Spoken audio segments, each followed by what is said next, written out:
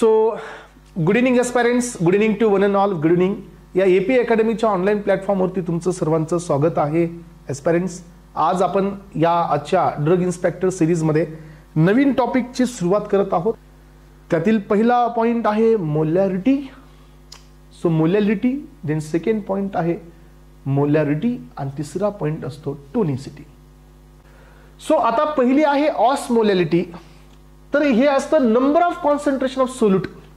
सोल्यूटचं concentration आहे, याला आपण ऑस्मोल्स असं म्हणतो, per kilogram of the solvent. म्हणजे सोल्यूट हे सॉल्व्हंटच्या मास, किलोग्राम म्हणजे मास, मासच्या कंपॅरेटिव्हली कुणाचं मास? सॉल्व्हंटचा. सॉल्व्हंटच्या मासच्या कंपॅरेटिव्हली सोल्यूट किती आहेत, that is called as a molarity. हे पहा. So measure the fluids capability to create the osmotic pressure. आणि याच्यामुळे काय होतं बघा, सो त्या फ्लुइडची ऑस्मॅटिक प्रेशर बनवण्याची किती कॅपॅसिटी असते ही तुमची मोलॅरिटी डिसाइड करते. कारण आपण याच्यामध्ये काय करतोय की कॉन्सन्ट्रेशन आपण पाहतोय with respect to mass of the solvent. अलग लक्षात. सो ऑस्मॅटिकली ऍक्टिव्ह सबस्टन्स याच्यात किती आहे, ज्याच्यामुळे osmotic pressure with respect to the solvent mass. Mass लक्षात ठेवा, व्हॉल्यूम नाही म्हणत आहे मी, मास असं म्हणतोय. So it independent on the temperature because mass of the solvent doesn't change with the temperature.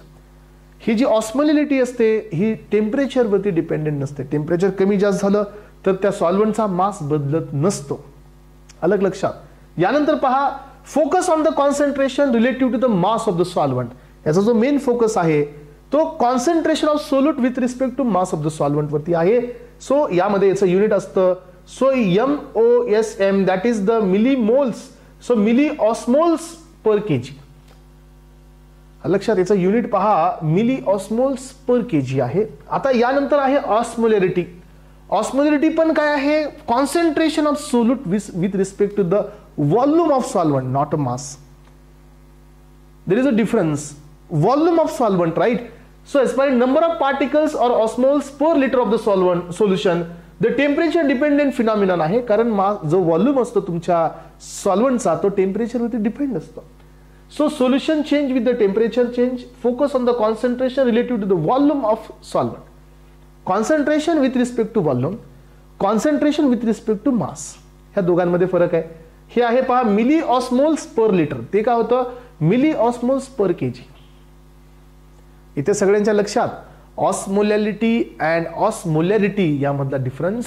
Molarity म्हणजे concentration with respect to mass, molarity concentration with respect to volume. ठीक आहे, ओके आहे एस्पायरंट्स. आता आपण या ठिकाणी याचे एक दोन नोट पॉइंटला घेऊ आणि समजून घेऊ की हे काय फंडा आहे. हे पहा, when the osmolarity of the extra cellular volume increases. आता ऑस्मोलॅरिटी म्हणजे काय? So concentration with respect to mass. कळलं सगळ्यांना? ऑस्मोलॅरिटी म्हणजे काय? Concentration with respect to mass, that is osmolarity. जर एक्स्ट्रा सेल्युलर फ्लुइड मधली जर ऑस्मोलॅरिटी वाढली तर water moves from the intracellular to extra cellular fluid. आता तुम्हाला हा पण एक फिनॉमिनॉन मला क्लिअर करून द्यायचा आहे एस्पायरंट. ज्या फिनॉमिनॉनवरती तुम्ही या ठिकाणी काही गोष्टी या ठिकाणी हायपोथेटिकल वेनी तुम्हाला लक्षात ठेवाव्या लागतात. त्याच्याशिवाय हा पार्ट तुमचा 100% क्लिअर होणार नाही. तुम्ही मला सांगा, कारण हे बेस तुमचा पक्का नाही तर मग हे टोनिसिटी कळणार नाही. येस, टोनिसिटी समजायला हायपोटोनिक, हायपरटोनिक हे समजायला ऑस्मोसिस क्लिअर असणं गरजेचं आहे. ऑस्मोसिसच क्लिअर नसेल तर मग प्रॉब्लेम मोठा आहे. पहा, तर मी काय सांगतोय आता, माझ्याकडे हे एक बीकर आहे. सो या बीकरच्या मध्ये so if I have the semi permeable membrane, yes, मी या साईडच्या फ्लुइडला नाव दिलं एक्स्ट्रा सेल्युलर फ्लुइड, याला नाव दिलं आहे इंट्रासेल्युलर फ्लुइड. असे दोन्ही नाव मी इथं देऊन टाकले. आणि आता मी काय म्हणतोय माहिती आहे की या ठिकाणी सो आयन्स म्हणा किंवा सोल्यूट म्हणा, येस आयन्स म्हणा किंवा सोल्यूट म्हणा, जिकडं याचं हाय कॉन्सन्ट्रेशन असतं, सो जिकडं याचं लो कॉन्सन्ट्रेशन असतं सोल्यूटचं, बरं का, I am not talking about solvent. तर aspirants, don't forget the phenomenon of osmosis related with the movement of solvent, not to the movement of solute. हा, रिपीट करतो मी हे concept. the phenomenon of osmosis is related to the movement of solvent, not to the movement of solute. या सोल्यूटची movement इथं नाही आहे, ही सॉल्व्हंटची movement आहे. Right. So आता समजा जरा की आता हे माझं हाय कॉन्सन्ट्रेशन सोल्यूटचं आहे, हे लो कॉन्सन्ट्रेशन सोल्यूटचं आहे. समजा इथं पण माझा वॉटर आहे, इथंही माझा वॉटर आहे. काय होतं माहितीये की ह्या हाय कॉन्सन्ट्रेशन ऑफ सोल्यूटमुळे या कंपार्टमेंट मधील जे वॉटर आहे हे मायग्रेट होतं. सो व्हॉल्यूम ऑफ वॉटर कडून लो व्हॉल्यूम ऑफ वॉटर आणि लो कॉन्सन्ट्रेशन ऑफ सोल्यूट कडून हाय कॉन्सन्ट्रेशन ऑफ सोल्यूट. झालं कन्फ्युजन? येस. हा झालं. चला रिपीट समजून घ्या. आता इथं तुम्हाला लक्षात येतंय की इथं जे आपण आयनिक कॉन्सन्ट्रेशन देऊ सोल्यूटचं, समजा आपण काय केलं 1000 सोल्यूट्स आहेत आणि 100 सॉल्व्हंट आहेत. याचा अर्थ काय की इथं सोल्यूट जास्त आहेत, सॉल्व्हंट कमी आहे. याची कंडिशन घ्या की 1000 सोल्यूट आहेत आणि 1000 सॉल्व्हंट आहेत. इथं काय असणार आहे की या ठिकाणी पहा सॉल्व्हंट जास्त आहे, सोल्यूट कमी आहे. बरोबर आहे. दोघांचा फरक कळतोय तुम्हाला? सो इथं काय आहे हाय सोल्यूट आणि लो सॉल्व्हंट इथं आहे, आणि इथं काय आहे लो सोल्यूट हाय सॉल्व्हंट आहे.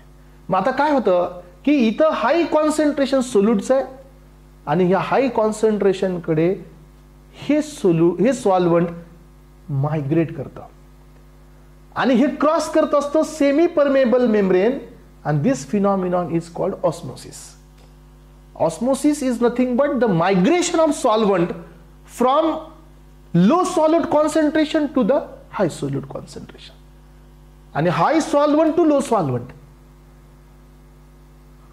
See, low solute to high solute and high solvent to low solvent. इकडे solvent कमी आहे, solute जास्त आहे, and this is called osmosis. मग आता मी जो एक सेंटेन्स तुमच्या समोर दिलेला आहे की या एक्स्ट्रासेल्युलर फ्लुइडची ऑस्मोलॅलिटी हाय आहे आणि याची ऑस्मोलॅलिटी लो आहे, म्हणजे इथं सोल्यूट कमी आहे, इथं सोल्यूट जास्त आहे. मग काय होईल? सॉल्व्हंट कुठून कुठे पास होईल? इंट्रासेल्युलर फ्लुइड कडून सॉल्व्हंट हे एक्स्ट्रासेल्युलर फ्लुइड कडे जाईल. मग आता असं कधीपर्यंत होतं माहितीये का? Until unless will get the equilibrium, तोपर्यंत हे जात राहतं. सो मग आता काय होतं की जर समजा ह्यामधील वॉटर इकडं चालत गेलं due to the high concentration of solute, तर इकडं जो कोणता सेल असतो तो स्वेल होतो, बरोबर आहे, आणि पुन्हा बस्ट होतो. आणि इकडं जो कोणता सेल असतो तो कोणता श्रिंकेज कडे जातो. हाच तर फिनॉमिनॉन महत्वाचा आहे. आता पहा याच्या रिस्पेक्टने आता टोनिसिटी पाहू आपण की ज्या वेळेला तुम्ही एक मॅच्युअर्ड आरबीसी हायपरटोनिक सोल्युशन मध्ये टाकता, याचा अर्थ काय की बाहेरचं सोल्युशन हे हायपरटोनिक आहे, म्हणजे ज्याची मोलॅलिटी जास्त आहे. काय होईल मग सांगा? सो हायपरटोनिक मध्ये तुम्ही ऍड केल्यानंतर मधली टोनिसिटी ह्या टोनिसिटी पेक्षा कमी आहे, तर मधलं जे सॉल्व्हंट आहे ते बाहेर येईल. एस्पिरंट्स, त्यामुळे when you keep your RBC in hypertonic solution, then shrinkage will occur. आणि ज्या वेळेला तुम्ही याच आरबीसी ला ठेवता हायपोटोनिक सोल्युशन मध्ये, हायपोटोनिक याचा अर्थ की याची टोनिसिटी बाहेरची कमी आहे, मध्ये मोलॅलिटी जास्त आहे, तर बाहेरचं सॉल्व्हंट हे मध्ये जाईल आणि it will make the swelling. हेच तर पॉइंट क्लिअर करायचा असतो की ज्या वेळेला तुम्ही आरबीसी ला ठेवता हायपोटोनिक मध्ये, सो त्या वेळेला तुम्हाला लक्षात येतं की बाहेरचं जे वॉटर आहे हे कुठं जातं? मध्ये जातं, आणि मध्ये गेल्यानंतर हे आरबीसी स्वेल होतात. ज्या वेळेला तुम्ही ह्या आरबीसी ला आयसोटोनिक मध्ये ठेवता त्या वेळेला काय होतं सांगायचं पर्यंत दोघांचं मोलर कॉन्सन्ट्रेशन सोल्यूटचं सेम आहे, वॉटर बी सेम आहे. याचा अर्थ एक वॉटर मध्ये गेला तर मधला वॉटर हा बाहेर येतो. आयसोटोनिक मध्ये no change in the shape of RBC. That is why everything which is given by IV route, it should be isotonic with blood plasma, and this entire phenomenon is also known as the tonicity. ठीक आहे. तर बघा मी इथं तुम्हाला आधी काय दिलं? Yes.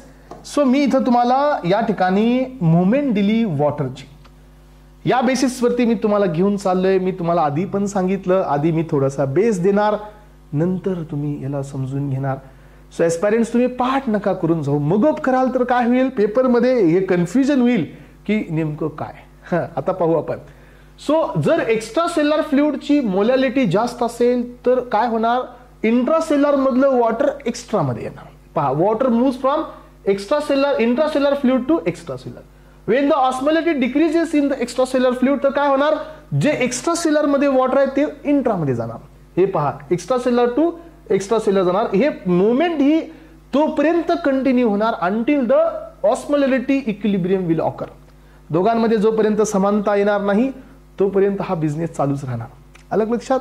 मग ही समानता कधी येते, ज्यावेळेला कंडिशन आयसोटोनिक असते.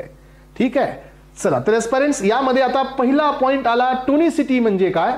मग आता पहा aspirants, so tonicity in biology or tonicity in biological system refers to the ability of solution to cause the cell gain or to lose the water. So tonicity म्हणजे काय की हायपोटोनिक याचा अर्थ काय आणि हायपरटोनिक याचा अर्थ काय की एक हायपरटोनिक मध्ये काय आहे, वॉटर लूज करायची ॲबिलिटी आहे. हायपोटोनिक मध्ये वॉटर गेन करण्याची ॲबिलिटी आहे. दिस ability is called tonicity. Isotonic म्हणजे काय, so it has zero water gain and zero water loss ability.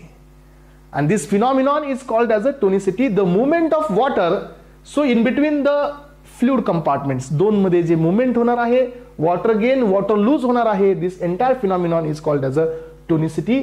Osmolality that causes the movement of water from one compartment to the another is called effective osmolality, and the tonicity is measured the effective osmolality. हे पहा, so एस्पायरंट तुम्हाला लक्षात ठेवायचं आहे की वॉटरची जी movement आहे, so हाई कडून so low कडे, हाई वॉटर कडून लो वॉटर कडे किंवा लो सोल्यूट कडून हाई सोल्यूट कडे ही जी मुवमेंट असते, so this movement of water is called as a effective osmolality.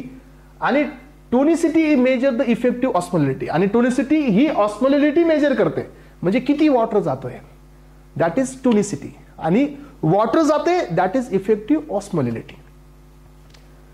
So aspirants, it is not influenced by the small molecules. तर ही टोनिसिटी इन्फ्लुएन्स होत नाही. युरिया, अल्कोहोल हे इनइफेक्टिव्ह ऑस्मोल्स असतात, यांच्यामुळे टोनिसिटी एवढी बदलत नाही. Which crosses the cell membrane very rapidly, जे लवकर गेले मध्ये गेले, so they will not change any type of tonicity. पण tonicity is mostly affected by the larger substances, sodium, glucose, यांच्यामुळे टोनिसिटी लवकर बदलते. याचा अर्थ हे असतात effective osmoles. So which cross the cell membrane slowly, आणि स्लोली क्रॉस करतात, सेलच्या मध्ये स्लोली जातात, तर मग टोनिसिटी अल्टर करतात. तर एस्पायरंट्स आपण यांचे 3 मेन क्लास घेतले. आयसोटोनिक फ्लुइड, हायपोटोनिक फ्लुइड असतं आणि हायपरटोनिक फ्लुइड एक असतं ह्या टोनिसिटीमध्ये. आता पाहूया आयसोटोनिक. आयसोटोनिक म्हणजे काय, सो दोन फ्लुइडची सेम इफेक्टिव्ह मोलॅलिटी असते. लक्षात, ज्या दोन फ्लुइडची सेम इफेक्टिव्ह मोलॅलिटी असेल म्हणजे वॉटरची मुवमेंट होणारच नाही. एक गयो तो दुसरा आयो. No change in the shape of RBC, है ना, कुठल्याच कंपार्टमेंटचा शेप बदलणार नाही, ना कोणता स्वेल होणार ना कोणता श्रिंक होणार. याचा अर्थ हे फ्लुइड असतं आयसोटोनिक, ज्यांची इफेक्टिव्ह मोलॅलिटी सेम असते.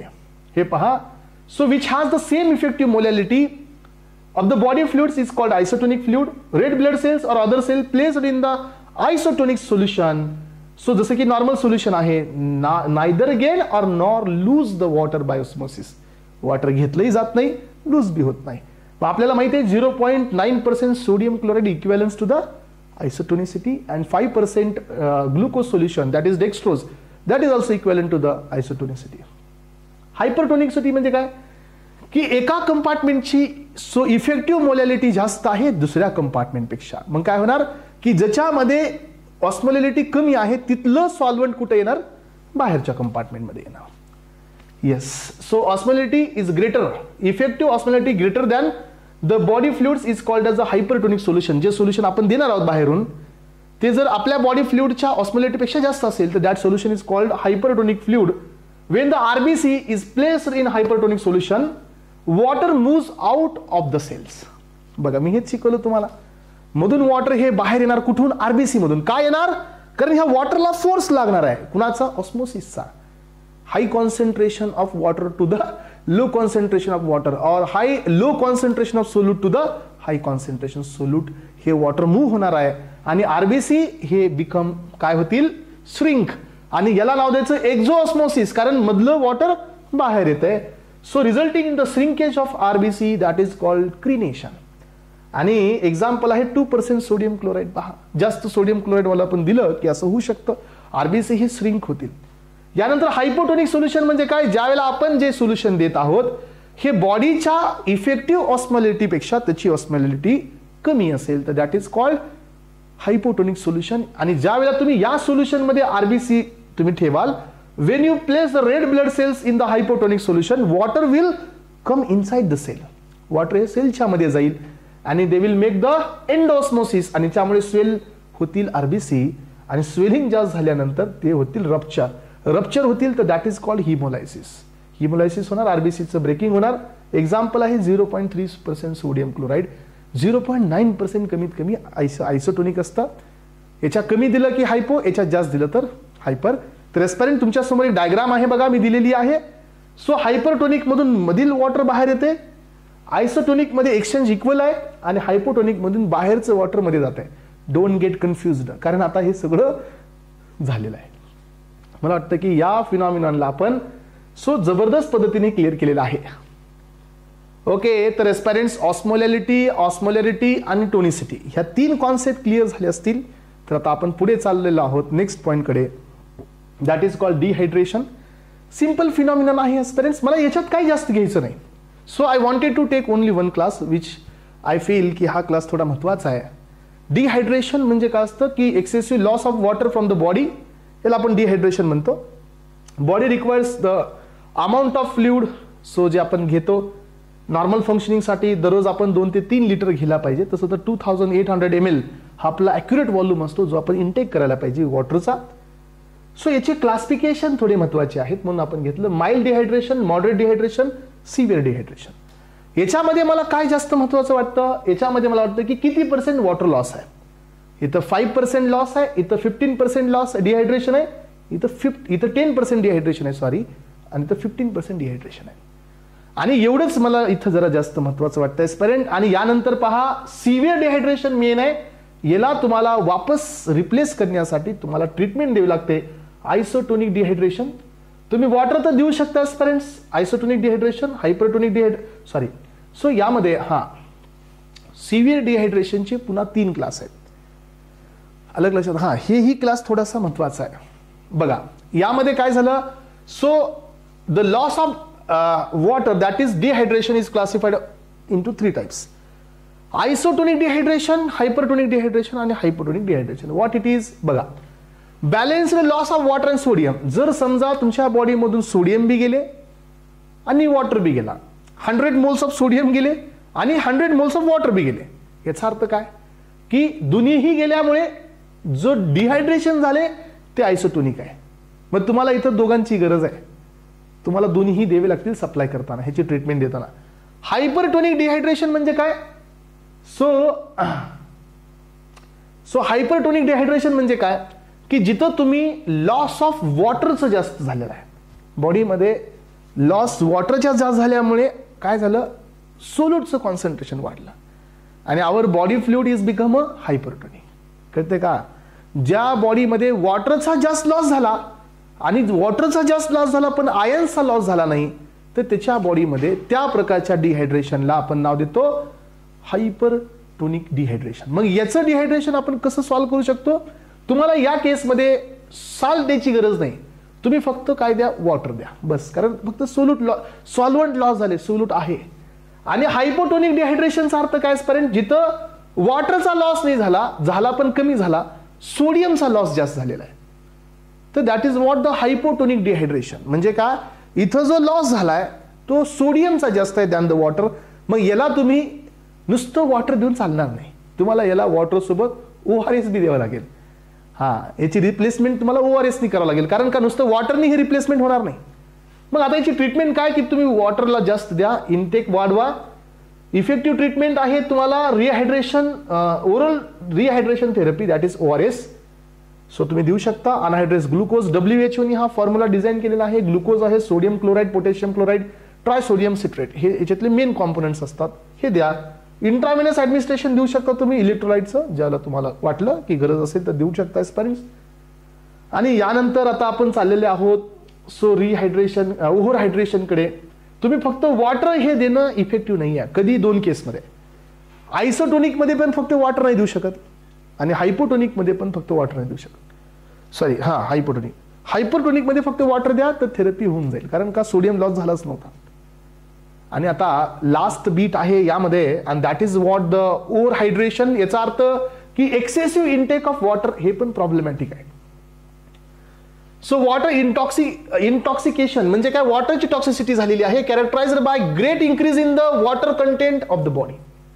बॉडी मधला वॉटर कंटेंट जास्त असतो. हे कुणामध्ये जास्त असतो, जे कायम स्विमिंग करणारे असतात, स्विमर, त्यांच्या बॉडीमधला वॉटर कंटेंट हायड्रेशन होतं कंटिन्युअस बॉडीमध्ये, तर वॉटर कंटेंट वाढतो.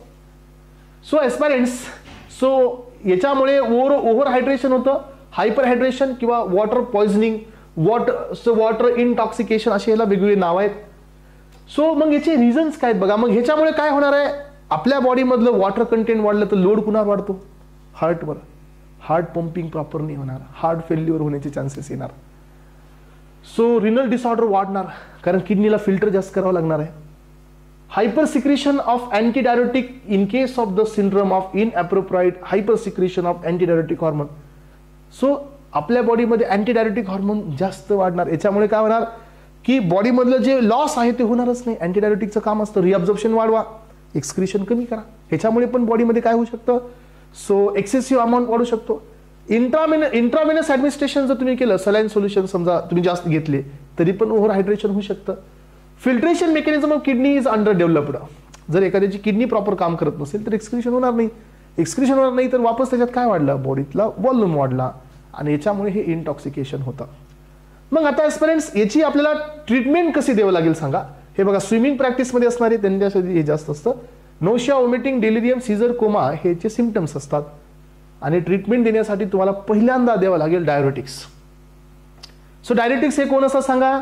डायरेटिक्स हे असतात या ठिकाणी जे ड्रग्स बॉडीमधल्या वॉटरला एक्सक्रीट करतात.